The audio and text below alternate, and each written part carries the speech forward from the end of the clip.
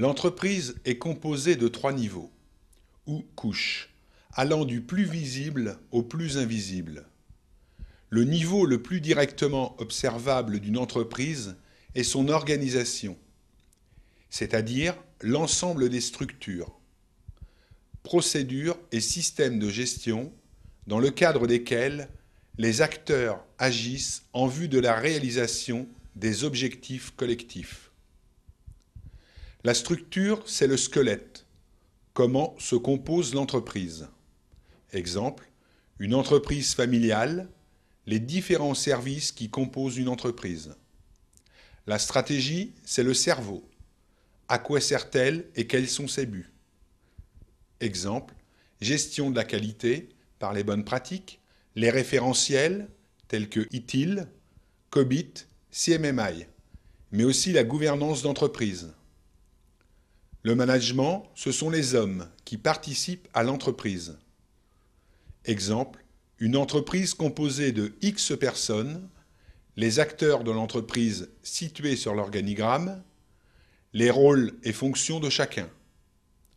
Le plus visible, ce sont les hommes, le management. Puis vient l'organisation de l'entreprise, la structure, et enfin, le plus invisible est comment elle agit, sa stratégie. Nous pouvons dire que la stratégie et la structure sont en interaction et qu'ils forment le management. Ces trois composantes, à leur tour, donnent l'identité de l'organisation. Les objectifs collectifs sont-ils les seuls à être pris en compte? Qu'en est-il des individuels? À partir du moment où l'individu peut trouver un contexte favorable à son objectif individuel, il sera plus aisé de s'identifier à l'entreprise. L'ensemble de ces trois composantes, la structure, la stratégie et le management, forment l'identité de l'entreprise.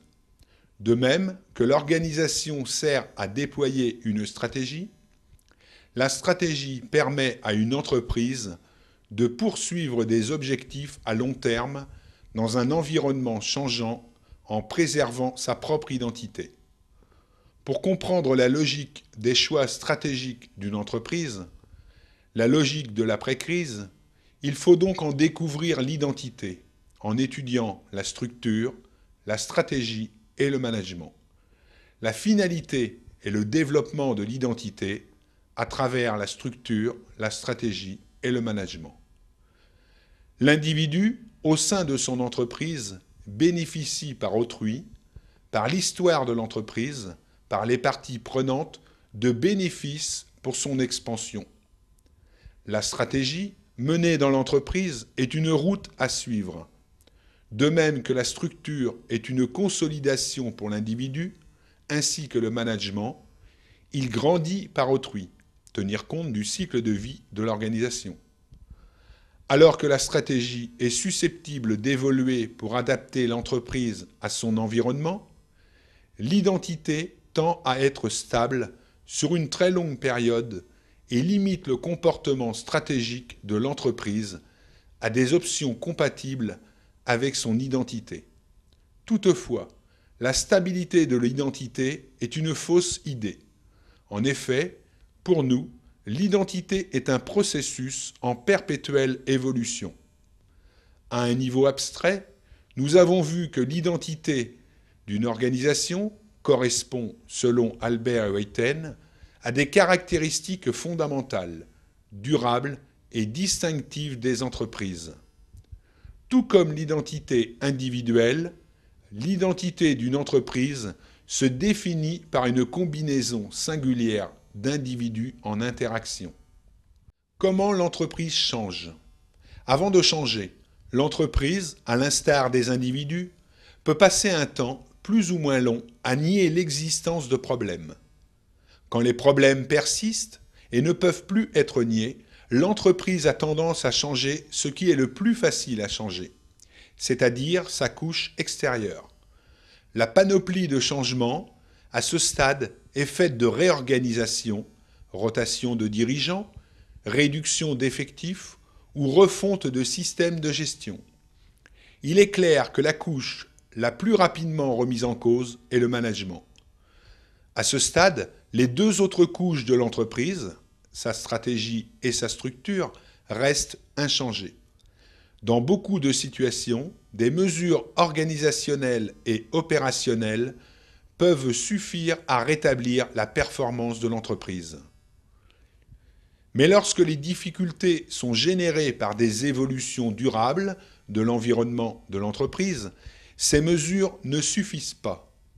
L'adaptation de l'entreprise nécessite alors un réexamen de sa stratégie. Sa part de marché est-elle suffisante ?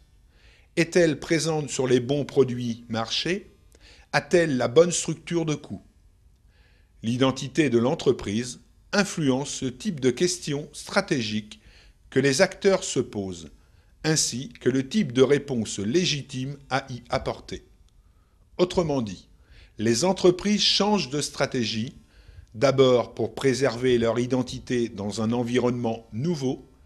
Habituellement, l'interrogation sur l'identité commence seulement quand l'entreprise a épuisé le catalogue de stratégies compatibles avec son identité, établie sans améliorer la situation de l'entreprise.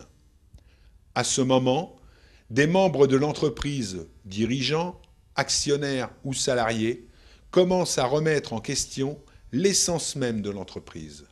C'est à ce niveau que nous parlons de déconstruction de l'identité organisationnelle. L'entreprise est-elle orientée vers les bonnes finalités ? Peut-elle s'adapter sans changer sa composition sociologique ? Ne doit-elle pas changer son champ d'activité ? Ne doit-elle pas revoir l'ensemble de ses règles de gestion ? Doit-elle remettre en cause son personnel ?